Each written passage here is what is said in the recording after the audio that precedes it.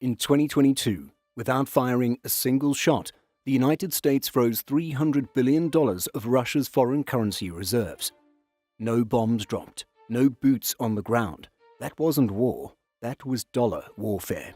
This is not a story about banks or Wall Street. It's the story of how a single currency conquered the world. Not with soldiers, but with debt, oil, and sanctions. The US debt right now is very large. It's over $3 trillion when one looks at it in relation to the size of the United States economy. It's already over 25% of GDP. And I think that what's really very disturbing about the size of the US debt right now is the situation from which we've come. The US dollar didn't just buy power, it became power. Today, over 90% of global currency trades involve the dollar. Whether you're in Tokyo, Nairobi, or Buenos Aires, chances are if you're buying or selling internationally, you're touching the greenback. It has become the most popular currency in the market. The dollar is the bloodstream of global commerce. But how did that happen? How did one currency become so unavoidable, so unstoppable? Well, to answer that question, we need to take a deep dive back to the ashes of World War II. So picture this. It's 1944. The war is definitely still raging on pretty hard, so 44 nations gather in Bretton Woods, New Hampshire. Their mission is to try and find a way to rebuild the global financial system that had definitely grinded to a total halt. Because, yes, the war. In the aftermath of World War II, countries understood that strong economic cooperation was essential for rebuilding and securing long-term stability. There was a shared determination to create an international financial and monetary framework that would encourage collective growth and prevent the return of the instability that had plagued the world economy between the wars. During that earlier period, nations abandoning the gold standard, the onset of the Great Depression, and the eruption of trade wars had all contributed to a prolonged and devastating global downturn. How selfish and how ridiculous can we be when we think that this world that we can live within ourselves, when we have so many billions of people in Asia alone, and the European country is old and get tired, and South America is suffering starvation, and we're going to set aside 175 million acres of land for a playground that has all the minerals and oil and resources, timber and hydropower? That's the most asinine thing I've ever heard of. To avoid repeating such mistakes, policymakers envisioned a system that would stabilize exchange rates, discourage competitive currency devaluations, and still allow governments the freedom to pursue domestic goals such as full employment and rising national income. A central element of this vision was the creation of institutions that could enforce cooperation while respecting each country's internal priorities. Historical memory also played a powerful role in shaping this initiative. Germany's economic collapse in the 1920s remained a stark warning. The Treaty of Versailles had placed heavy reparations on Germany after World War I, and combined with poor fiscal policy, the country descended into hyperinflation. At its worst, prices were increasing by 41% daily. By late 1923, the US dollar was worth nearly 4 trillion German marks, rendering the currency virtually useless and forcing citizens to resort to bartering for basic goods. This economic breakdown laid the groundwork for social unrest and political extremism, culminating in the rise of the Nazi regime and eventually another world war. British economist John Maynard Keynes had warned of such consequences in his 1919 book, The Economic Consequences of the Peace, where he criticized the harsh terms of the Versailles Treaty and predicted its destabilizing effects. Against this backdrop, world leaders saw the necessity of building a more resilient and cooperative international system to avoid another descent into chaos. Still, despite broad consensus on the need for change, the two most influential countries at the negotiating table, the United States and the United Kingdom, remained undecided on whether a global system of this kind would truly serve their national interests. Everything was an utter mess, and they needed to fix it fast. And that's exactly what the Bretton Woods meetings were for. In these meetings, they rubbed minds together, hoping to find the solution they so needed. Eventually, they decided it'd be best to make the dollar the foundation of their new economic reforms. The reason was simple. The United States had the gold and the guns. At the time, America held nearly 75% of the world's official gold reserves. Its industrial base was untouched by war.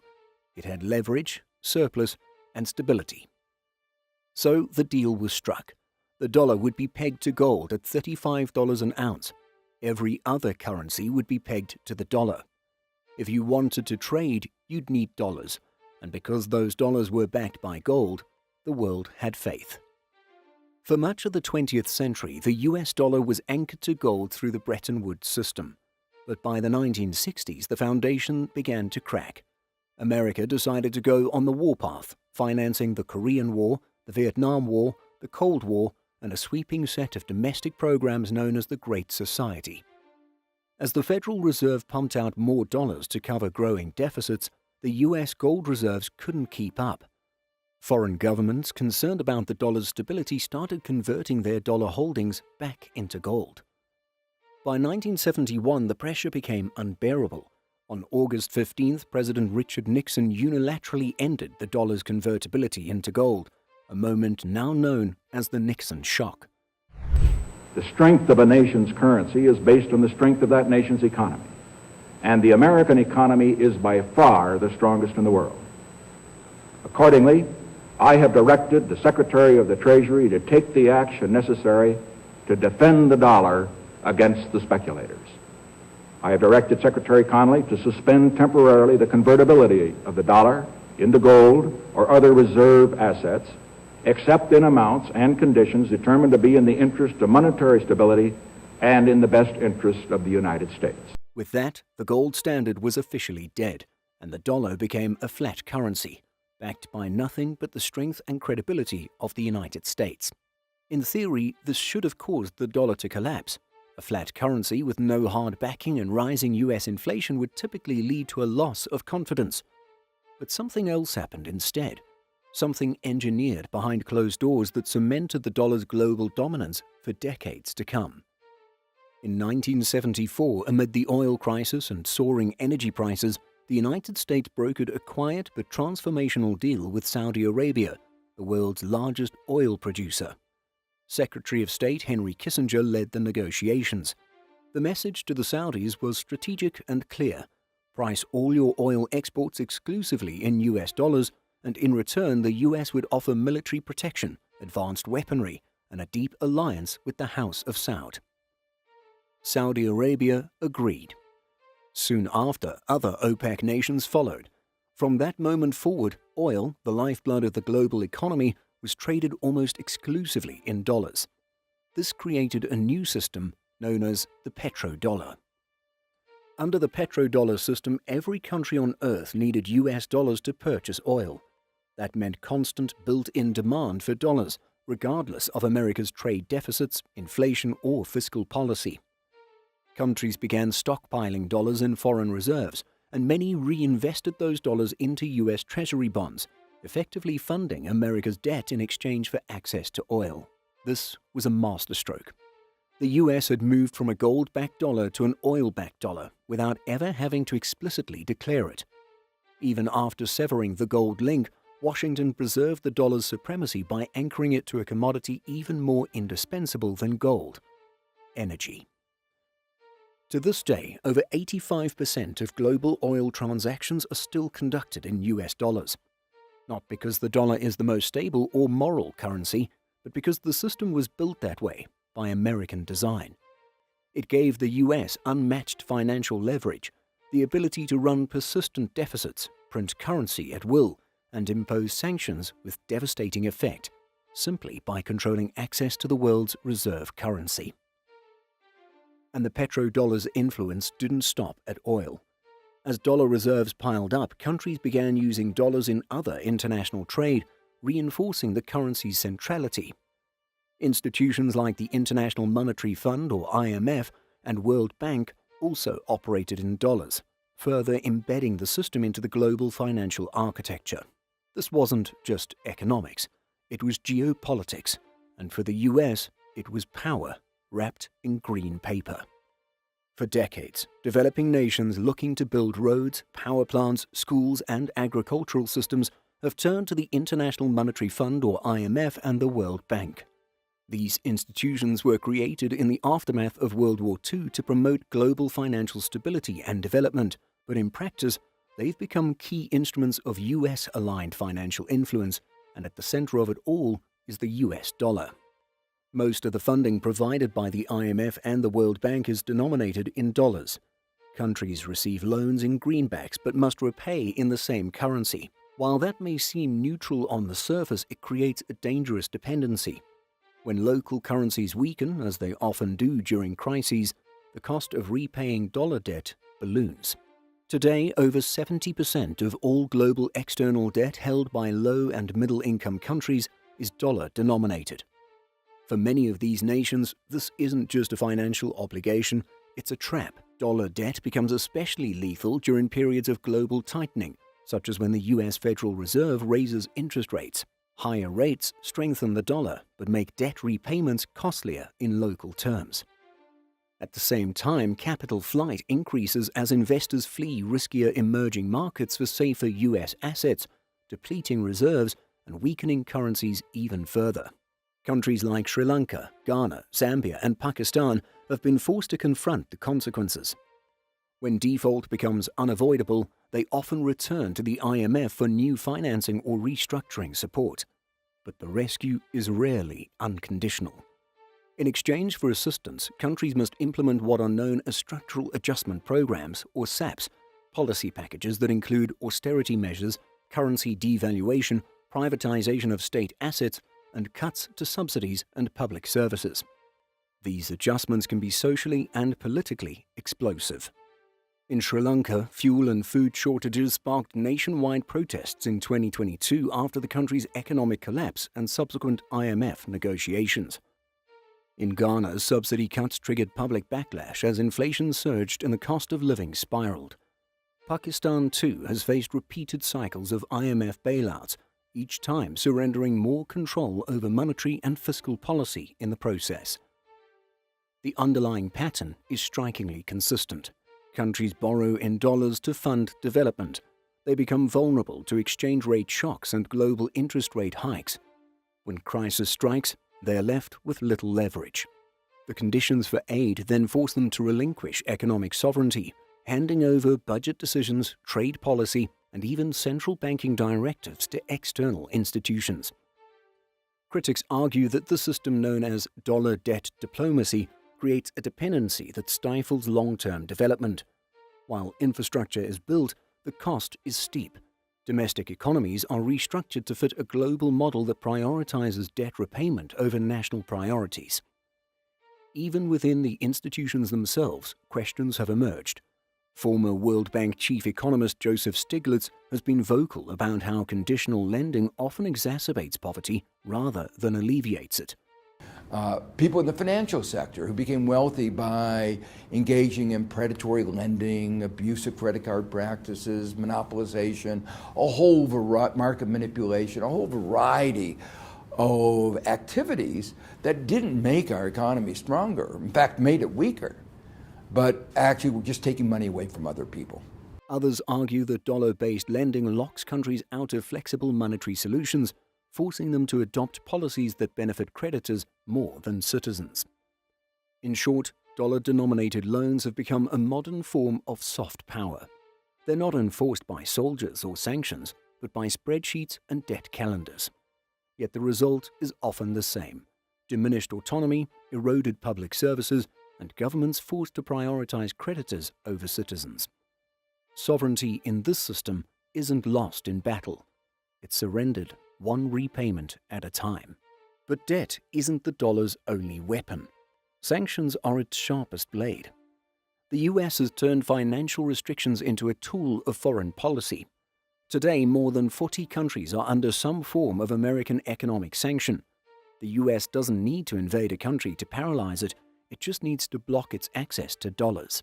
This is where America's control over the financial plumbing of the world becomes critical. Most global trade is settled through US-based correspondent banks, and almost all major international transactions pass through the SWIFT network, a messaging system for banks. While the US doesn't directly control SWIFT, it exerts overwhelming influence. When the US wants a country cut off, like Iran, North Korea, or Russia, SWIFT usually complies. And when you're disconnected from SWIFT, your economy becomes a financial island. You can't import, you can't export, you can't move money. The threat alone forces banks in other countries to follow American rules, even if they don't agree. This is financial compliance under duress. The dollar doesn't just dominate markets, it dictates behavior. Former chair of the Federal Reserve of the United States, Alan Greenspan, was totally right when he said this. Are U.S. Treasury bonds still safe to invest in? Very much so. I think this is not an issue of credit rating. The United States can pay any debt it has because we can always print money to do that. So there is zero probability of default. Since 2020, over 80% of all US dollars in existence have been created. Massive stimulus programs, quantitative easing, pandemic relief, the printing press has never worked harder. But this doesn't just affect Americans. When the US inflates its currency, the world feels it. Because global commodities, food, fuel, metals, are priced in dollars. When the dollar weakens or floods the system, wheat becomes more expensive in Egypt, gasoline spikes in Kenya, rice costs more in the Philippines. That's the quiet tax of the empire. The feds print all while the rest of the world pays. But empires don't last forever. And today, for the first time in decades, countries are pushing back. For decades, the US dollar stood unchallenged as the world's reserve currency. Nations needed it to buy oil, settle trade, borrow money, and store reserves. But that era of absolute dominance is beginning to crack. The global financial system is undergoing a quiet but profound transformation, one not driven by ideology, but by necessity. The BRICS nations, Brazil, Russia, India, China, and South Africa, are at the forefront of this shift. They are actively building parallel financial systems designed to reduce reliance on the dollar.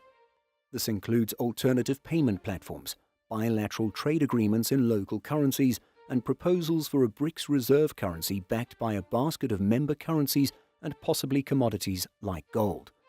In 2023, a significant milestone occurred. China and Saudi Arabia completed their first oil trades denominated in yuan, marking a direct challenge to the petrodollar system. The move followed years of closer energy and diplomatic ties between the two nations, reinforced by China's growing demand and Saudi Arabia's diversification goals under its Vision 2030 plan. For Beijing, this isn't just about economics. It's about reducing exposure to a dollar system increasingly used as a tool of coercion. Russia and Iran, both heavily sanctioned by the West, have accelerated efforts to de-dollarize. After being cut off from the SWIFT messaging system, Russia turned to SPFS, its local financial messaging system, and expanded its use of China's CIPS platform. Bilateral trade between Moscow and Tehran is now conducted in rials, rubles, and gold. In parallel, both countries have increased gold production and purchases. Central banks around the world are also adjusting. In 2022, global gold purchases by central banks hit their highest level in 55 years, led by countries like Turkey, China, India, and Uzbekistan. The message is clear. Physical assets are being prioritized over dollar-denominated reserves. By mid-2023, the dollar's share of global reserves had declined to about 58%, down from over 70% at the turn of the century. Even allies are diversifying. France completed a liquefied natural gas or LNG purchase from China in yuan in March 2023, the first such deal for a G7 nation. Southeast Asian nations, particularly Indonesia and Malaysia, have signed agreements with China and others to settle trade in local currencies. These are not isolated acts, they are signals of a broader movement. No single event will dethrone the dollar. Its dominance is rooted in decades of international entrenchment, Wall Street, US Treasuries, IMF voting power, global credit markets. But global trade and finance no longer run through one currency alone. The infrastructure of empire is being rebuilt node by node outside the dollar's reach. And in geopolitics, optics matter as much as substance. Every oil contract settled in yuan, every bank that bypasses SWIFT, every BRICS summit that calls for a new reserve currency, these are not just technical adjustments. They are rejections of a system long seen as overly politicized, overly weaponized, and increasingly risky for non-Western nations. For 70 years, the dollar was not merely money. It was the spine of a financial empire, an empire built on oil, enforced through debt, and maintained through trust, or something even more sinister, fear. But trust is fraying, and in a world where perception becomes reality, the momentum is shifting. This shift is not just about inflation, interest rates, or recession forecasts. It's about control over how nations store value, settle disputes, and assert sovereignty. Once that control begins to erode, it rarely reverses. The dollar may not fall in a day, but make no mistake, every yuan-priced oil contract, every rupee-denominated loan, every gold-backed bond issued outside of New York or London, these are cracks in the green foundation. Now it makes you wonder, is this green giant going to be felled soon, or will it stand its ground for many more years to come?